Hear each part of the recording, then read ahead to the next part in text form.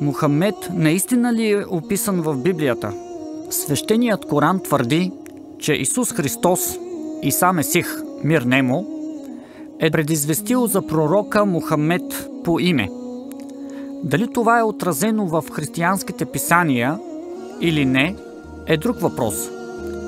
Той твърди, че Исус е разполагал с писание на име Евангелие, Инджил, който няма нищо общо с Евангелията, съставни части от Библията, писани след него от негови последователи. Всеки мюсюлманин трябва да вярва в Исус, Иса, като пратеник на Аллах, а в Евангелието му като една от книгите на Аллах, с която днес не разполагаме. И бе рекал Иса, Исус, синът на Мария: О синове на Израил, аз съм пратеник на Аллах при вас, да потвърдя Тората преди мен и да благовестя за пратеник, който ще дойде след мен, и името му е Ахмед, достойният за похвала. А когато им се донесоха ясните знаци, те рекоха: това е явна магия. Коран, сура Саф, знамение 6. Свещеният Коран твърди нещо повече от това, а именно, че Мухамед е описан като Божи пратеник не само в оригиналите на Тората и Евангелието, книгите на Моисей и Исус, в които трябва да вярват мюсюлманите, но и в техните изопачени версии, съществуващи както по времето на Мухамед, Аллах да го благослови и с мир да го дари, така и днес. Ето и няколко текста от Библията, Стар и Нов Завет, където не по име, а по описание се описва пророка Мухамед, Аллах да го благослови и с мир да го дари. Първо, Бог ще изпрати свой пророк, сравним с Моисей, Муса, мир нему. Сред израелтяните, евреите, такъв пророк след Моисей никога не се е раждал. Дори Исус от Назарет не е бил като него, нито по водене на свещени битки, нито по предлагане на ново законодателство, нито по раждане, нито по женитба, нито по преселение, нито по смърт.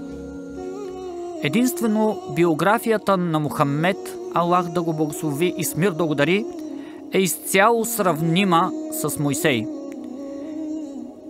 Идващият в бъдещето Божи пророк няма да е от братята на израелтяните, т.е. евреите. Ще говори в името на Бог.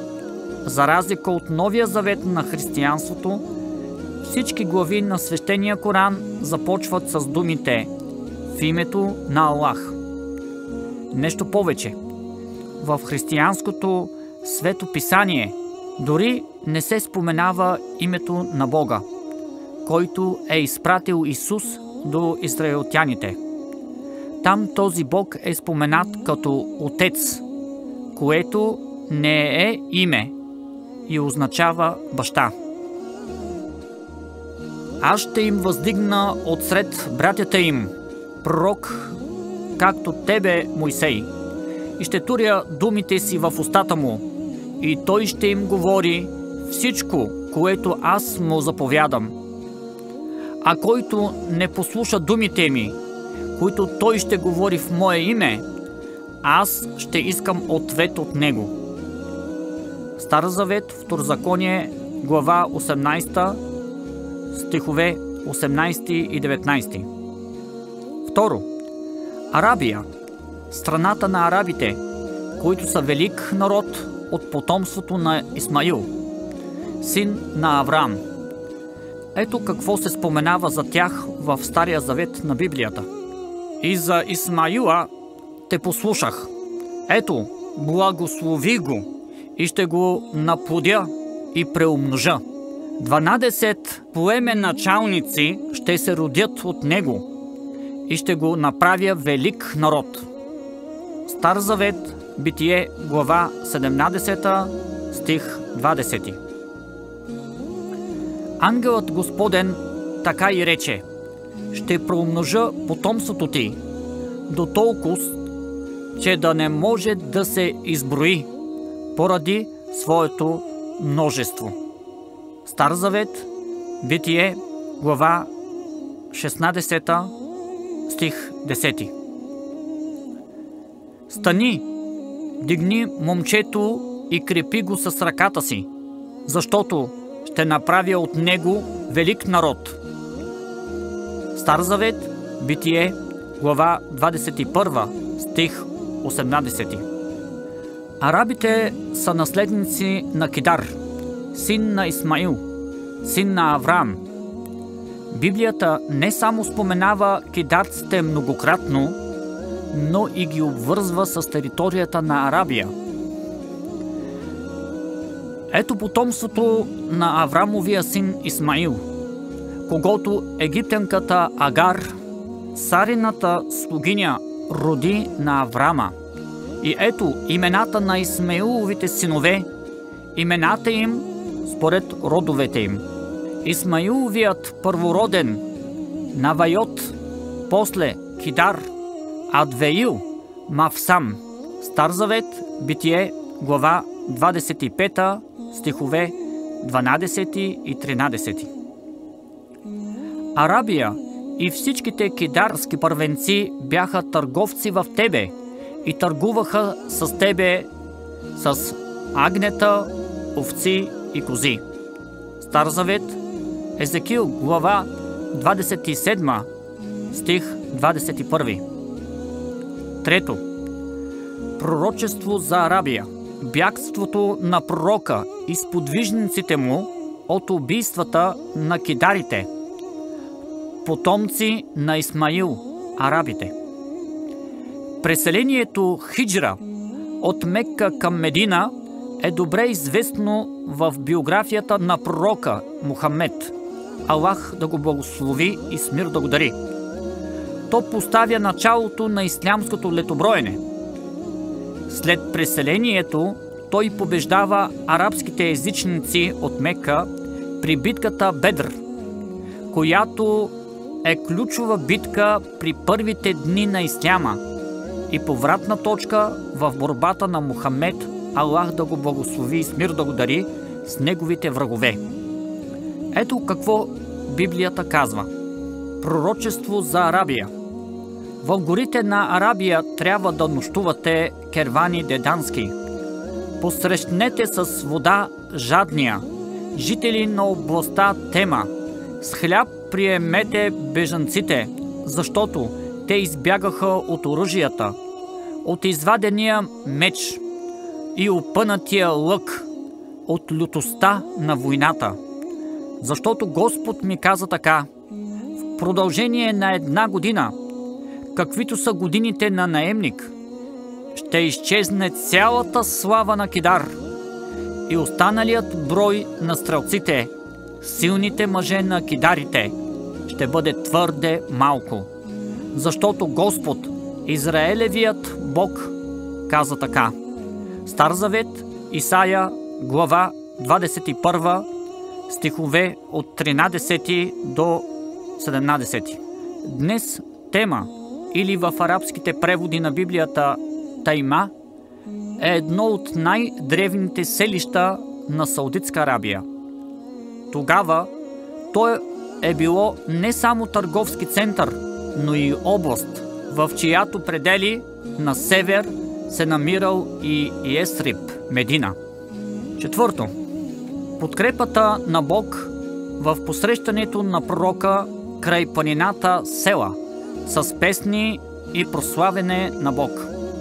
Така бил посрещнат Мухамед, Аллах да го благослови и с мир да го дари, в Медина, с радост, възторг и религиозни песни.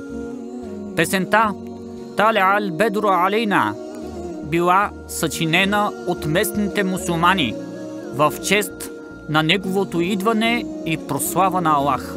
Според Библията, Села е име не само на жена, Битие, глава 4 стих 19, но и на местност. Такава хълмиста местност, наречена Села, има както при едомците, град Села или Петра, днешна Йордания. 4 книга на Царе, глава 14 стих 7, така и при кидарците, днешна Медина, Саудитска Арабия. Ето какво Библията казва. Пустинята и градовете й нека извикат с висок глас. Селата, където живее Кидар, нека пеят жителите на Села, нека викат радостно от върховете на планините, нека отдадат слава на Господа и нека възвестят хвалата му на островите. Стар Завет, Исаия, глава 42, стих 11. В интернет може да се види локацията на планината Села. На английски език Села Монтън, Медина, Саудитска Арабия. 5. Господ ще отнеме пророчеството от израелтяните, юдеите, и ще го даде на друг народ, и по-специално на неграмотен от тях човек. И всяко пророческо видение става за вас като думите на запечатано писмо, което дават на някого, който е грамотен, и казват: я прочети това, а той казва: не мога да чета, защото е запечатано. Тогава дават писмото на някого, който не може да чете, и казват: я прочети това, а той отговаря: не съм грамотен. Затова Господ каза: ще пристъпя да направя чудно дело с този народ. Да, чудно и странно дело. И мъдростта на мъдрите им ще изчезне, и разумът на разумните ще се скрие. Стар Завет, Исаия, глава 29, стихове от 11 до 14. Пророчеството на Мухамед, Аллах да го благослови и с мир да го дари, започнало с диалог между него и ангел Гавраил, в който на пророка му бе наредено 3 пъти да чете, а той всеки път отговарял: не мога да чета. Такава е историята на първите ниспослани стихове от книгата на Аллах, Корана.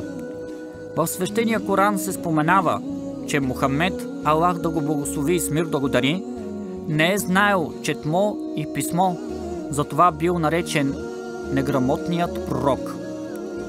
Макар и неграмотен, той притежавал цялата зрелост на познанието. Това е наистина чудо, свидетелстващо за неговото истинско божествено пророчество. 6. Учените на юдеите са знаели и очаквали много лъжепророци и само 3 Божи пратеници: Илия, Христос, Месията, и пророкът, който е с арабски кидарски произход, упоменат в Стария Завет. Около 600 години след Исус Христос, Иса Месих, мир нему, идва и пророк Мухамед, Аллах да го благослови и с мир да го дари. Ето какво Новия Завет на Библията казва. И това е свидетелството на Йоанна, когато юдеите проводиха от Йерусалим свещеници и левити да го попитат: кой си ти? Той изповяда и не се отрече. Той изповяда: не съм аз Христос. И попитаха го: а що си? Илия ли си ти? Рече: не съм. Пророкът ли си ти? И отговори: не. Тогава му рекоха: кой си? За да дадем отговор на ония, които са ни пратили. Какво казваш за себе си? А пратените бяха измежду фарисеите. Те го попитаха и му рекоха: защо тогава кръщаваш, ако не си Христос, нито Илия, нито пророкът? Нов Завет, Йоан, глава 1, стихове от 19 до 25. 7. След Христос ще дойде друг пратеник на Бог, който ще бъде последен, ще свидетелства за Месията Исус Христос. Няма да говори от себе си, а от Бог. Ще известява за идващите събития. Ще припомни не само вече известни неща, но и ще научи хората на всичко. Описанието изцяло съответства на посланието на пророка Мухамед, Аллах да го благослови и с мир да го дари. Тук трябва да се отбележи, че Христос е подготвил учениците си да го приемат. Старогръцката дума параклетос, която се схваща от християните като утешител, може да се прочете и като периклютос, гръцкия еквивалент на Мухамед или Ахмед, достойният за похвала.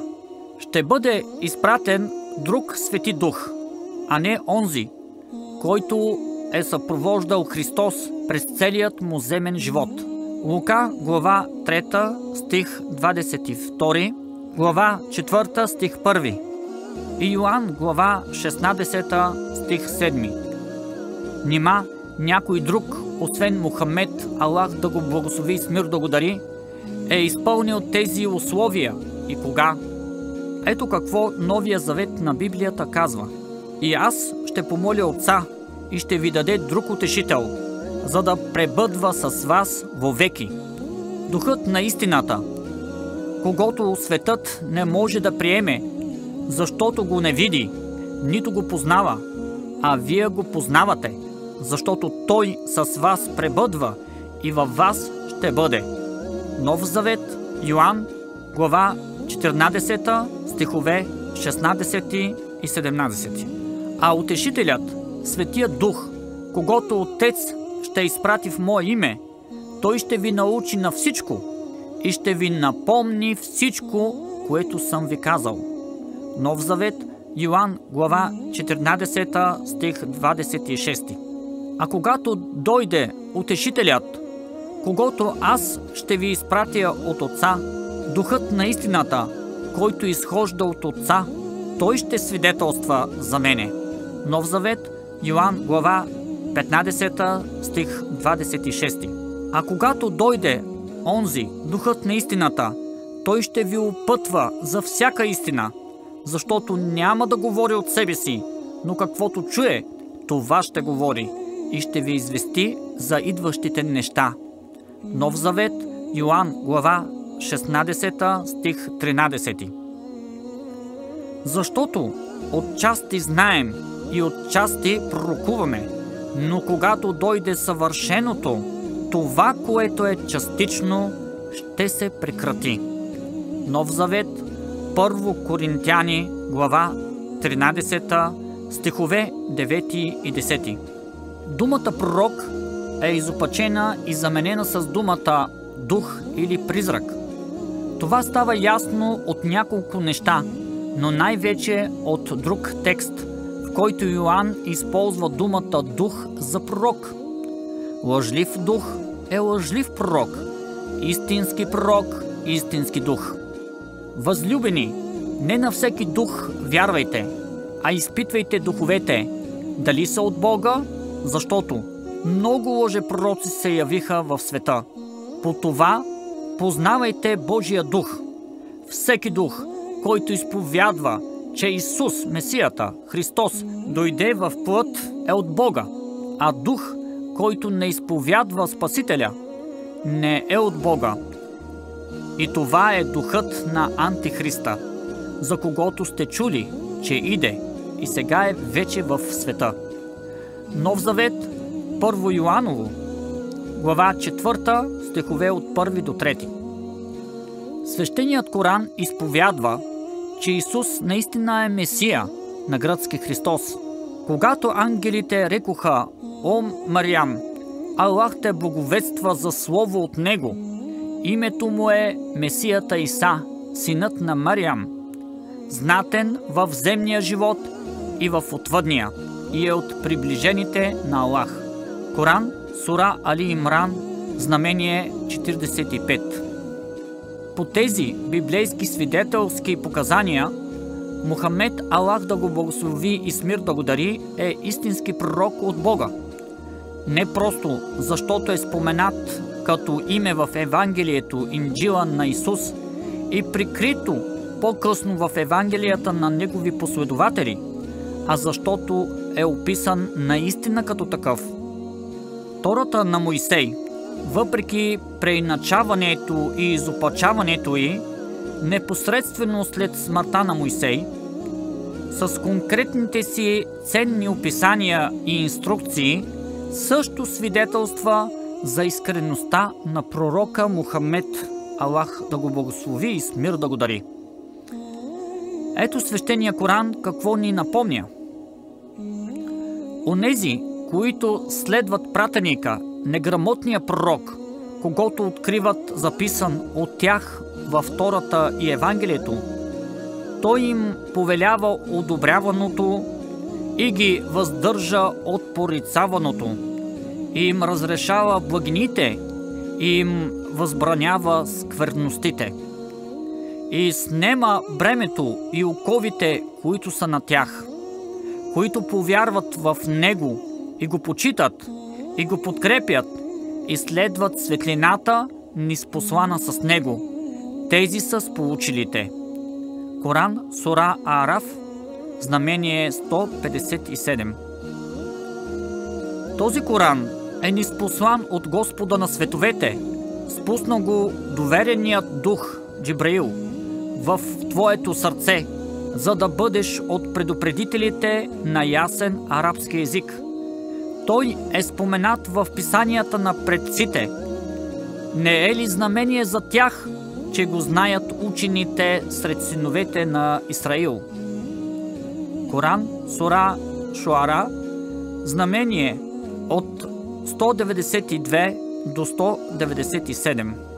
Не се е заблудил вашия спътник, Мухамед, и не се е отклонил, и не говори той от себе си. Това е само откровение, което му се разкрива. Коран, сура Ан-Наджм, аети от 2 до 4. Кажи им: о хора на писанието, юдеи и християни, не спазите ли ниспосланото ви от вашия Господ във Тората и Евангелието? Не сте върху никаква вяра. Коран, сура Майде, знамение 68. Това е добре изразено и в Библията. А който не послуша думите ми, които той ще говори в мое име, аз ще искам ответ от него. Стар завет, Второзаконие, глава 18, стих 19. Да се обвинява Мухамед, Аллах да го благослови и с мир да го дари, в лъжа и измама, а за неговата искреност и божествена мисия да са свидетелствали предходни велики пророци, като Мойсей, Исаия и Исус, в това няма никаква вяра, праведност и следване на заветите им. Всеки носи отговорност пред своя Създател за убежденията и делата си. Всевишният Аллах в съдния ден ще отсъди за всичко това, което сме в разногласие. Той е най-добрият съдник. И кажете: вярваме в ниспосланото на нас и в ниспосланото на вас. Нашия Бог и вашият Бог е един и същ. Ние сме нему отдадени. Коран, сура Ал-Анкабут, знамение 46.